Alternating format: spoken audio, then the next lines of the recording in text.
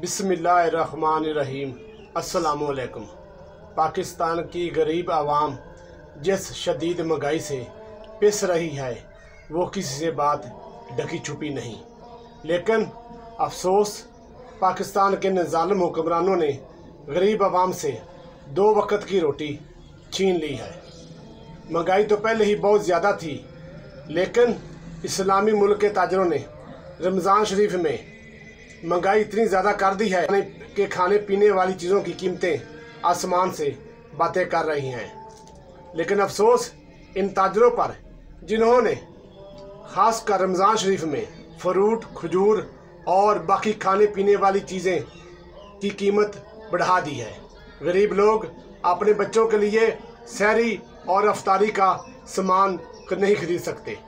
भाई दीन इस्लाम ने तो लोगों के लिए आसानियाँ पैदा करने का हुक्म दिया है। क्या तुम ये नजायज़ दौलत अपने साथ कब्र में ले जाओगे? क्या तुम्हें पता है कि अगले रमज़ान शरीफ में तुम ज़िंदा रहोगे? अभी वक्त है, तौबा कर लो, गरीबों के लिए आसानियाँ पैदा करो। ये भी इबादत है। खुदारा हमारा मज़हब इस्लाम हलाल रोज़ी का दर्स देता है।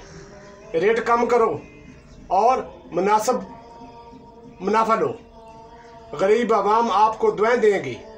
अल्लाह करे हज़रत उमर फ़ारूक जैसे हुक्मरान आए और इन ज़ालिम हुक्मरानों से गरीबों की जान छुटे, ताकि इस मुल्क में गरीब आदमी को 2 वक्त की रोटी इज्जत के साथ मिले।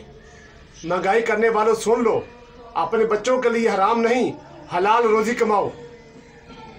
फिर वही हराम पैसा डॉक्टरों के पास लेकर जाते हो और बीमारियों की एक फहरिस्त रख देते हो कि बीमारियां कंट्रोल नहीं हो रही। जो भी बंदा हराम रोज़ी कमा कर अपने बच्चों को खिला रहा है वो अपने बच्चों पर जुल्म कर रहा है। पाकिस्तान के तमाम उलमा कराम से मेरी गुजारिश है कि जुम्मा के खुतबा में कुरान और हदीस की रोशनी में हलाल रोज़ी का दर्स दें। शुक्रिया।